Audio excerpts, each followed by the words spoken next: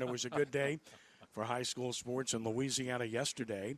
Joining us now to talk about that is, you want to give credit, I think credit belongs here, because every step of the way, the LHSAA has fought to preserve its seasons for, and I stress plural, for this school year, led by its executive director, Eddie Bonine. And you and I have both commended them for months and months now. And I think you see the fruits of the labor about to really bloom now because of what transpired yesterday. And the executive committee will vote next week to ratify, which I'm sure is going to happen. And Mr. Bonine joins us now. Listen, Eddie, first of all, we appreciate the time. Welcome. And I think it's fair to say, on behalf of both Ed and I, congratulations on a job well done yesterday. Gentlemen, thank you. Good morning. And it was a good day for the student athletes, specifically in this case the football players and coaches yesterday, and we're very pleased with that. We now have a full plate of fall sports, which many thought we would not have if you look back 6 to 8 weeks ago. And now everybody's playing. Volleyball gets their first interscholastic competition on Tuesday of next week, and we're marching our way toward some collision football, and we're ready to go. On that end, you stated yesterday that contact would probably be allowed in about a week's time. Is that accurate? It is. We're going to, like you mentioned here in the setup, next week we had an already regularly scheduled our September fall, we call it fall executive committee meeting, and that'll obviously be on the agenda. I have been in lockstep with my committee throughout this entire process. We've been working toward this goal for a number of weeks via Zoom meetings and conversations, and so we'll get that ratified next week. And yes, sir, then we would authorize, put the lower pads on, start toughening up the soft tissue, and move forward with the schedule that we've had in place for some time, and having that football kickoff interscholastic competition that Thursday, Friday, or Saturday, whatever the schedule date might be for the football teams. You hear the voices all the time, and you're never going to please everybody. That's simply not possible. You have to have thick skin to be in that position to begin with. But in this particular instance, did the voices grow so loud that they could not be ignored anymore? We've been hearing the voices for 4 to 6 weeks, and it wasn't how dare you. It was more about let them play. It was more than that. I think that was the common thing. Hashtag let them play, and we knew that, and that was what we were working towards. But we found a way. My assistant directors, all of them, Mr. McDowell and the cross-country community found a way to get it done in phase 2. Michael Federico and the swimming community have found a way to get it done under phase 2. And of course, obviously now Ms. Hoyt, Karen Hoyt, and the volleyball community. We found a way to get it done in phase 2 and make all the accommodations and mitigating measures and everything we needed to do to remain good stewards in that regard. And we did the same thing with football. The obstacle for us is I did not want to expose our membership out of potential liability outside of Act 9, which was House Bill 59, Act 9, and the Honorable House Representative Buddy Mency from Livingston Parish, who authored that initial bill, which it was stepped on a few times before it ever got to the governor's desk. But at the end of the day, he, in communication, as you mentioned in the opening, the Attorney General, Jeff Landry's office, in this case specifically the Deputy Assistant, Mr. Bobby Stiles, prepared the opinion for us. That was what we needed. We have a way now to continue to play football in phase 2. If we move to phase 3, that's even more beneficial in regards to static group sizes. But either way, we're still moving forward, and obviously we saw the end result yesterday. Holy Cross grad and House Education Chairman, Mr. Ray Garofola, did an incredible job managing the committee. Speaker of the House, Mr. Schexnayder, as well, was involved. It took a lot. But what the legislators heard the last 2 weeks, we've been hearing for the 4 previous weeks. And it was compassion. It was passion families, athletes, the letters that we received from athletes to Mr. Bonine. We heard you. We heard them loud and clear. It's just we had a process we had to go through to get to where we are today as we were yesterday.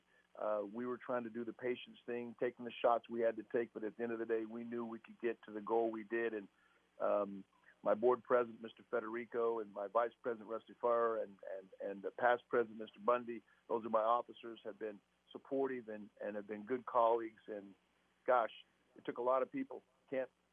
All the acronyms, right? The Department of Ed, the DOE, the Superintendent's Association, the State School Boards Association. It just all been working together on this, been behind the scenes for some time, knowing we could get to where we got to yesterday. Well, we know volleyball's starting. As far as football is concerned, then I'll let Ed jump in and ask his questions. As we have maintained, Ed and I both, and as I wrote last week at CrescentCitySports.com, it's time, because if student athletes, if parents, if principals and school administrators are all in on wanting to play, they should have the opportunity to do so. And if they don't want to, then they simply can opt out and not participate. If you could give us some generic idea of the preponderance of those that wanted to play versus those that did not, please enlighten us. I'm sure there were some that said they probably would prefer not to play or didn't want to play, but I would imagine that number is very low, if not minuscule, correct? You are correct, Ken. It was overwhelming communications from the field all the way to the head shed, okay, all the way across the gamut and through the school systems. But they have been, and I say they meaning the teachers, the guidance counselors, the administration, all the way to the parish boards.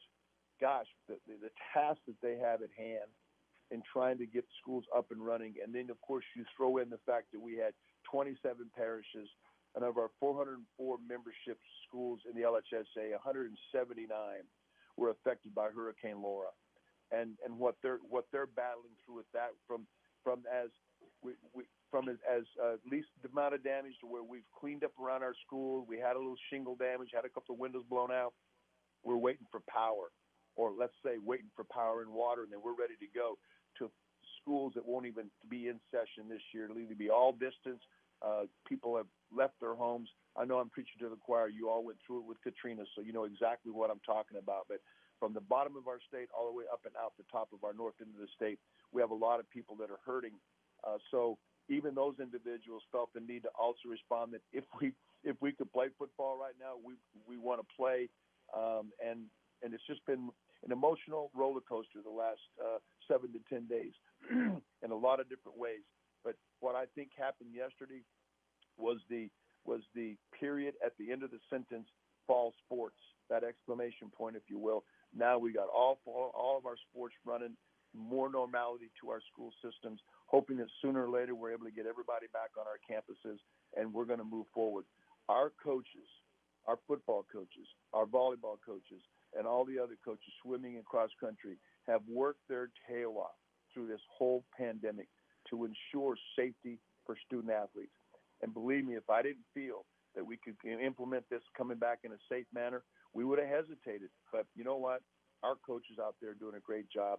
The athletic directors, the athletic trainers, all the medical personnel. Guys, come on. It is a team effort.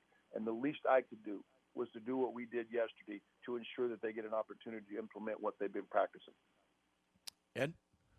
Mr. Bonine, will you allow the schools, when you talk to the executive committee, will you revisit the idea of a jamboree or some kind of preseason scrimmage? And if not so, why? Yes, we are going to do that, and yes, that is going to be my recommendation. So we can get. They need to bang somebody else's head, for crying out loud. I mean, I understand how that works, and they're ready to do that and prepared.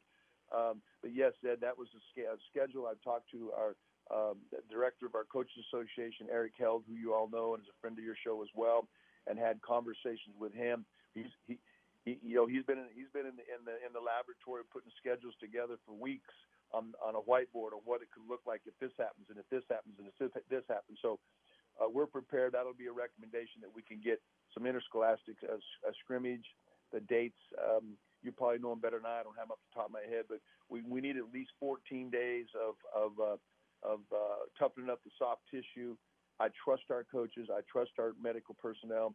And when I mention medical personnel, also Dr. Greg Stewart of Tulane University has been just a valuable asset in his wisdom and his abilities to work through the medical side of this as well. And all of that encompassing, Ed, yep, we're looking at the scrimmage date if it fits in there, Jamboree date if it fits in there, and then, of course, the opening week of the 8th, 9th, and 10th of October. So you potentially see both of them happening. Is that correct, sir? Well, I'm not with a calendar in front of me. You may have already mapped it out, Ed. If it looks like we can get a scrimmage in, and we can also then get a Jamboree in if we have enough weeks. Once we get past that 10 to 14-day period of then yes, sir, we can probably try to something up. And I had an opportunity to sit with staff member with Mr. Hale at this point to see what that would actually look like. But I did. I saw a couple of TV stations that run a potential schedule, and it did include just Jamborees. When Mayor Cantrell said yesterday, we're still in phase 2, no contact sports. Do you have any kind of intel, or have you heard from Orleans Parish at all as to whether they will join the state in phase 3, or do you think is there any scenario in which the children, the athletes in Orleans Parish cannot play? I had heard that brief yesterday. I'm going to say brief meeting is for the afternoon. My person to research to see if we could verify if we're false. All right, I'll tell you what, Rudy. Why don't we do this? Let's get Eddie back where he was previously because we had great reception and he must have moved, so we're not getting him real clearly right now. But let's take a brief time out. You can communicate with Eddie and let him know that you can go back to wherever he was previously so we can get better clarity on listening to what his responses are because we definitely want to get that out there. So we'll take a brief time out. Gotten better signal now phone-wise. So, Ed, go ahead and you can follow up, re-ask your question. We can follow up on that. Mr. Bonine, again, thanks for being with us. The Absolutely. situation with New Orleans, we heard the governor asked about phase 2 and about Orleans getting a chance to play when the season restarts, and the mayor stepped in and said we're in phase 2, no contact sports.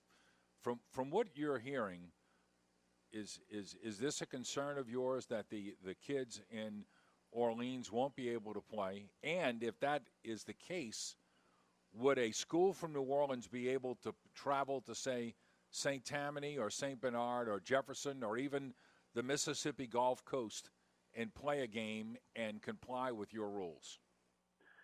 Well, first of all, has the order or recommendation by the mayor of Orleans Parish been confirmed? As of yesterday, I didn't know if it had or had not, but let's just say yes. that is the case. She did say it. She said it. She did say it, yes. She was asked off camera about it. The governor was speaking, and she was off camera when she commented about it, and she said that, I'm paraphrasing a little bit, but basically she said right now, she said we are in phase 2, no contact sports. And, the whole state could go to phase 3, and Orleans could theoretically stay in phase 2. Does that concern you? Right. Well, let me give you the quote just directly. Okay. She said in response to reporter Doug Mouton of WWL-TV, she said, "You don't need to ask me that question. Let's just be real about it. We're not there. We are in phase 2 with no contact sports at this time." Her words exactly. All right, Eddie. Okay. And if you yesterday during the testimony that I gave at the House Ed meeting, I was called back to the stand by a representative from one of the representatives from Orleans Parish, and also represents the Metairie area. And that was a question that was asked, and you did hit the nail on the head.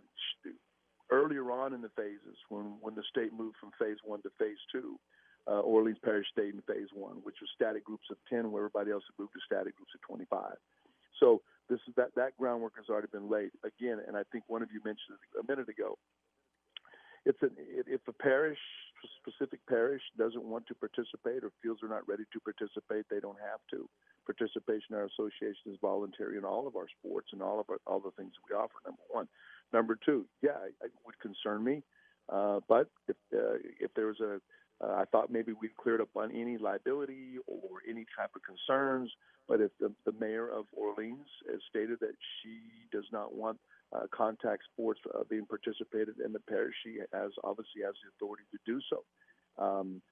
I'm not an attorney, so if anything I say at this point would be practicing law without a degree. But if those schools down there don't play at home and are going to play on the road, from what I understand in conversation with a couple of coaches yesterday, anticipating potentially this was going to happen, they've already scheduled all their games outside of the city and are working with Jefferson Parish and other facilities outside. But I do know that early on, any potential city facilities, Chad Gormley, for example, or others, were not going to be available to participate on, which is maybe some of those schools' home fields, for lack of better words. So if they want to travel and play, so be it. But they're practicing down there now, and if she's saying that they are not going to be allowed to have full contact, which is what would be authorizing on the 10th, then they're going to have to adjust and adapt to get out of the parish to do so. I'm not asking them to get around what the orders of the mayor are. But that said, I don't have the authority to do otherwise, other than I opened the door yesterday for them to have full contact football. They're in a jurisdiction that says they can't. I wish there was something more I could do to help. I did all I could do yesterday, as did my committee, to get that done, and it's unfortunate that be the case. Well, it seems to me, Ed and Eddie, and you both can address it, that in this particular instance, there's a difference between public entities and private entities. Yes. A private school, I would think, would have every right to go anywhere they wanted to go to play a game because they are private institutions that raise their own money and are responsible for their own budgets and their own schools, whereas public institutions are obviously governmentally governed and school board governed and such. Therefore, there's a different, I would think, application. Ed? Yeah, I think that's accurate. You know, I will be interested in, look, you guys, neither one of you have to comment on this. This is just my statement. I'll be very curious to see how it goes over in New Orleans when Edna Carr and Warren Easton are not allowed to play games this year. Well, we had Bryce Brown on the show last night, and he was adamant about wanting to play. And, of course, Berman Stadium is in Orleans Parish. Correct. So, and also houses Landry High School as well. So correct. They would be directly impacted. Right. So I'll be really curious to see how that plays out just as we move along here. Eddie, the schools in Southwest and North Louisiana, do you think, like, say, Calcasieu Parish, are you concerned about, I know you have state championship venues there, what kind of damage has been done there? Do you think in the winter and in the spring that those facilities will be able to host championship venues? We've had ongoing dialogue, Ed, with the leaders down there, whether it be with the police jury or those who work with the Southwest Convention Authority, and it's we're waiting for them to. They haven't done all the finalization of their assessments because, number one, they're still 41 when it does give specific directions under Act 9 on what schools have to do, people coming onto campus and that kind of stuff. Because those are LHSAA events afterwards, or after school, interscholastic piece. It would be up to the individual schools. Do they want to check everybody coming through in a gymnasium? They want to check everybody coming in? They can. If they don't have to. But that'll be basically given that opportunity for each individual school, knowing their community better than we do, on what they think they should or shouldn't have to do when people come into any kind of screening or mitigating measure as they come into facilities. Final question, Ed? Eddie, how do you enforce 50%? I think that's a legitimate question, don't you? It's a legitimate question, Ed, and it's be no different than how do you enforce the 300 and some odd plus rules we have. It's a principals association. They approve all the rules we have. I trust my schools in applying and adhering to the rules that we have in place, the bylaws and our Constitution, and it would be no different here, Ed. I trust the schools. I don't think any one school wants to be the first one to have an outbreak. And I think that they'll do whatever they need to do, again, knowing their community better than we do, would do what they needed to ensure that when people get in the facility, that they're going to stick to 50%, because I am not going to be sending moles out there to go out and count bodies in a building. I'm not. Why would I do that? I trust my membership. I trust that they'll do the right thing, and I trust that so many of them are ready to get back to sports and get those kids back involved in sports for a varying number of reasons, that they're going to do everything they can to ensure we can continue to have sports. We don't have any issues. And I mentioned in testimony, I'll tell you all and your listeners this morning, in conversation with my colleague in Alabama and in Georgia and in Tennessee, it's not what goes on between the lines where there's been any difficulty. It's been the fans in the stands in regards to social distancing and sitting, where you have to sit off the aisle 6 feet and wherever you're supposed to be and wearing your mask, and the students coming in and all of that stuff, especially when you're on national TV like football was last weekend, where you're seeing student sections not practicing any of those mitigating measures. So that's been the biggest part, is just making sure that the fans take care of that, which goes back to your question, Ed, is that how do you monitor 50%? I trust my schools will take care of it because I don't think they want any outbreaks. Sounds to me, just looking ahead with the Superdome, you might have to open the load level this year. Is that accurate? Say that again, Ed. I'm sorry. The second level has been closed, I believe, for some of these championships, or is it open? It was open. The second so level, third level's closed. Third level's closed. So yes. You will have people in the loads this year. You're going to have to spread everybody out. Is that correct, sir? I would say, just answering a knee-jerk response, sure, but I'm going to leave that up to Mr. Freeman and how he staffs the building down there.